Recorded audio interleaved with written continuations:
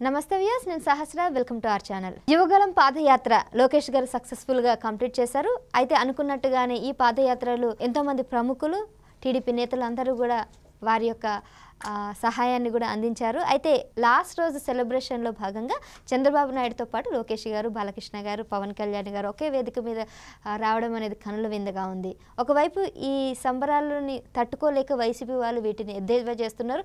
అసలు ఎందుకు వాళ్ళు చేసినప్పుడు, వాళ్ళు సభలు ఏర్పాటు చేసుకున్నప్పుడు టీడీపీ వాళ్ళు ఎప్పుడూ కూడా అడ్డంకు చెప్పలేంది, వీళ్ళు చేస్తే మాత్రం వైసీపీ వాళ్ళు ఎందుకు అడ్డంకులు చేస్తున్నారు అనే అంశం మీద ఈరోజు ఐటీడీపీ వైస్ ప్రెసిడెంట్ అభిత్ గారితో మాట్లాడదాం. నమస్తే సార్. నమస్తేనండి. నమస్తే సార్. ఎప్పుడైనా టీడీపీ వాళ్ళు సభలు ఏర్పాటు చేసిన ప్రతి దానికి అడ్డంకులు పెట్టడం జరుగుతూనే ఉంది వైసీపీ వాళ్ళు ఎన్ని సభలు ఏర్పాటు చేశారు, ఎన్ని కార్యక్రమాలు చేసినా కూడా ఏనాడు కూడా నో చెప్పలేదు టీడీపీ. ఎందుకంటే ప్రతిపక్ష నాయకులుగా వాళ్ళకి ఆ హక్కు ఉంది, ఇప్పుడు ప్రతిపక్షాల హక్కుగా మీకు ఒక హక్కు ఉంది. కానీ ఎందుకు ప్రతి దానికి అడ్డంకు వేయడం? ఇప్పుడు ఈ యువగలం పాదయాత్రలో కూడా ప్రతి ఒక్కరు కూడా సెలబ్రేషన్ చేసుకొని అందరూ కూడా ఓకే ఇది ఒక ముందడుగు అన్నట్టుగా నెక్స్ట్ రాబోయే ఎలక్షన్స్లో పార్టిసిపేట్ చేసిన అందరినీ కూడా విమర్శిస్తూ ఉన్నారు. దీన్ని ఏ విధంగా చూడాలంటారు? ఇక్కడ ఏమీ లేదమ్మా, మీరు చూసారంటే దాని మైన్యూట్ లెవెల్లో ఒక సింపుల్ పాయింట్లో చెప్తాను. ఒక చిన్న మాట, పోలీసుకు చూస్తే దొంగకు భయం, గుండెల్లో దడలు పుడుతుంది. ఎందుకు? నా తప్పులు ఎక్కడ పట్టుకుంటాడో, లేకపోతే నాకు ఎక్కడ శిక్ష వేస్తాడో సంథింగ్ అని చెప్పి అట్లాంటి ఉంటుంది. సో వైసీపీ వాళ్ళకు మనకు టీడీపీ వాళ్ళని చూస్తే ఎందుకంటే వీళ్ళు న్యాయంగా ఉంటారు, నీతిగా ఉంటారు, ప్రజల మంచి పాలన అందిస్తారు. ఖచ్చితంగా అందరూ ప్రతి ఒక్క సెగ్మెంట్లో సంతోషంగా సుఖశాంతులతో ఊరి డెవలప్, ఈ రాష్ట్రం డెవలప్ అవుతుందని చెప్పి ఉంటుంది. వాళ్ళ ఉద్దేశం ఏంది? దొంగతనం చేయడము, లిక్కరు అవి ఇవన్నీ దోచుకోవడము, లేకపోతే జనాలను మోసం చేయడము, లేకపోతే ఇట్లాంటి వాళ్ళ ఆస్తులు కూడబెట్టుకోవడం ఇట్లాంటి ఉంటుంది. అఫ్కోర్స్ ఖచ్చితంగా పోలీసు ఇప్పుడు మీరు చెప్పినట్టుగా వాళ్ళు దొంగ భయపడతాడంటే అదే రీతి వాళ్ళది. సో ఇటువంటి టైంలో ఏం చేయాలి? వీళ్ళకి ఏదో ఒకటి బురద జల్లాలి, లేకపోతే ఇంకా ఏదో ఒకటి అవగాహన అంటే లైక్ అవహేళన చేయాలి, లేకపోతే ఇట్లాంటివి ఇవన్నీ చేస్తుంటారు. ఇంకా సో వాళ్ళకు మనం సీరియస్గా పట్టించుకోని అవసరం లేదు. ఎందుకు వాళ్ళు చేస్తున్నారంటే, ఇప్పుడు మీరు చూసారంటే మా నవశక అవి దాంట్లో స్టేజ్ పైన మహామహులు ఉన్నారు. చంద్రబాబు నాయుడు గారు వరల్డ్ విజనరీ లీడర్.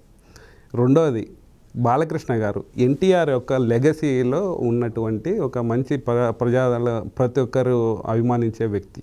మూడోది పవన్ కళ్యాణ్ గారు, అతను ఒక మంచి లీడర్గా చెప్పుకోవచ్చు, మనం యాక్టర్ చెప్పుకోవచ్చు. ప్లస్ వాళ్ళ కమ్యూనిటీకి, ఒక కాపు కమ్యూనిటీకి రిప్రజెంట్ చేస్తున్నారు.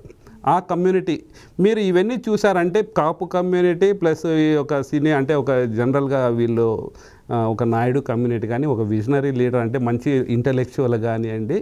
ఇప్పుడు వీళ్ళు ఏం చేస్తారు? ఇంకో దీనితో పాటు ముఖ్యంగా లోకేష్ అన్నగారు ఫస్ట్ వీళ్ళు ఏదేదో బురద జల్లారు. అతను ఏం చేశారు?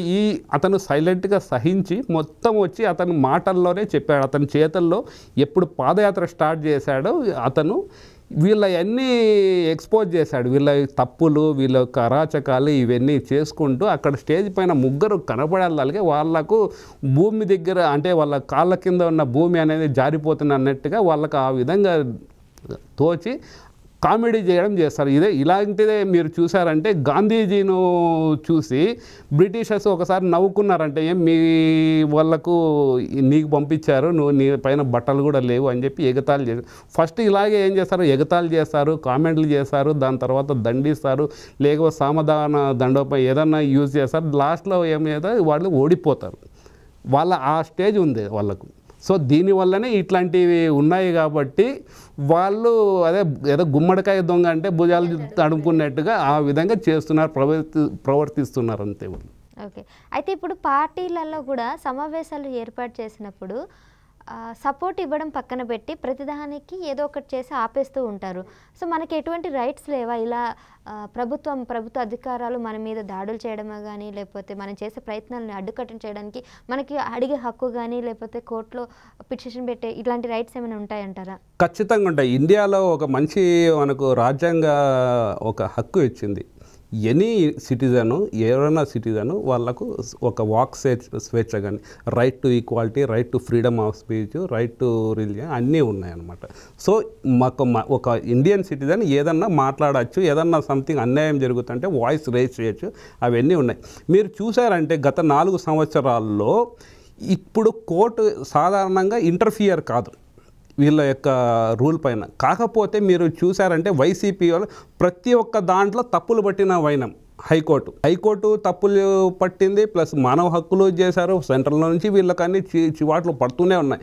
బట్ స్టిల్ వీళ్ళు మానరు. అంటే ఎట్లాంటి వీళ్ళు ఎదవలు అంటారు చూడండి, ఆ లాస్ట్ స్టేజ్ అంటే దాంట్లో కూడా ఎట్లా ఉంటుంది, లాస్ట్ స్టేజ్ అండి, కేటగిరీ ఏబిసి అంటారు. ఆ సి కన్నా దాటేసి వీళ్ళ కోసం ప్రత్యేకంగా పెట్టి ఎదవల్లో డి కేటగిరీ అని పెట్టాలి. సో ఇలాంటివన్నీ వీళ్ళు చేసేది అది వీళ్ళు చేస్తూనే ఉంటారు.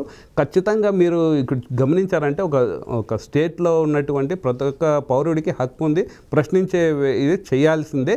ఇంకొకటి ఇక్కడ వీళ్ళు ఎందుకు చేస్తున్నారో, ఎందుకు వీళ్ళకు అడ్డుకట్ట వేయడం లేదా అంటే చేస్తున్నారు. కాకపోతే వీళ్ళు ఏం చేస్తున్నారు, దౌర్జన్యం చేస్తున్నారు. ప్రశ్నించే వాళ్ళకు చాలా హింసించి సంథింగ్ వాళ్ళ ఫ్యామిలీ పైనో లేకపోతే ఎవరికన్నా క్లోజ్గా సంథింగ్ ఉంటారో అక్కడ ఇబ్బందులు కలిగిస్తున్నారు. ఒక ఫైనాన్షియల్లీ చేస్తున్నారు, ఎమోషనల్గా ఇది చేస్తున్నారు, డ్యామేజ్ చేస్తున్నారు, పరువున మతలం ఇవన్నీ చేస్తున్నారు.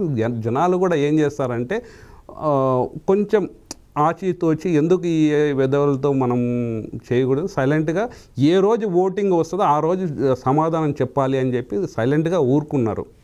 మీరు చూసారంటే ప్రతి ఒక్కరు కూడా ఫస్ట్ 2 years చూశారు ఇతను ఏదో చేస్తాడు మారుతాడు అని చెప్పి. దాని తర్వాత ఇతని నిజ స్వరూపం తెలుసుకున్నారు. దాని తర్వాత మీరు లాస్ట్ గత 1 yearలో చూసారంటే వీళ్ళపైన కూడా జనాలు రివోల్ట్ అయితే అవుతున్నారు. ఒక ఎమ్మెల్యేలు కూడా వీళ్ళ వైసీపీ ఎమ్మెల్యేలు వెళ్తే నిలదీస్తున్నారు. అయినా కూడా వాళ్ళకు విడిచింది వీధి పెద్ద అంటారు, ఆ విధంగా వాళ్ళు తుడిచేసుకొని పోతున్నారండి. ఇంకా సో వీళ్ళతో చెప్పినా వీళ్ళకు మనము ఎక్కదు, వీళ్ళు ఇంతే, వీళ్ళు మారరు అని చెప్పేసి ఆ విధంగా డిసైడ్ అయ్యారు. ఖచ్చితంగా రాజ్యాంగం ప్రకారంగా చూసారంటే వీళ్ళకి ఖచ్చితంగా శిక్ష వేయాలి. అది రాబోయే రోజుల్లో వీళ్ళు ఎవరెవరు తప్పు చేసినారో, ఎవరెవరు ఉల్లంఘించినారో ఆ రూల్ ఖచ్చితంగా వీళ్ళకు శిక్ష అనేది ఖచ్చితంగా పడుతుంది. మనం వచ్చి వీళ్ళపైన యాక్షన్ అయితే ఖచ్చితంగా తీసుకుంటామండి. మన టీడీపీ వచ్చిన తర్వాత ఎవరెవరికి అన్యాయం జరిగిందో వాళ్ళకు ఖచ్చితంగా మనం న్యాయం జరిగేంతవరకు ఫైట్ చేస్తామండి. Right sir, thank you thank you so much.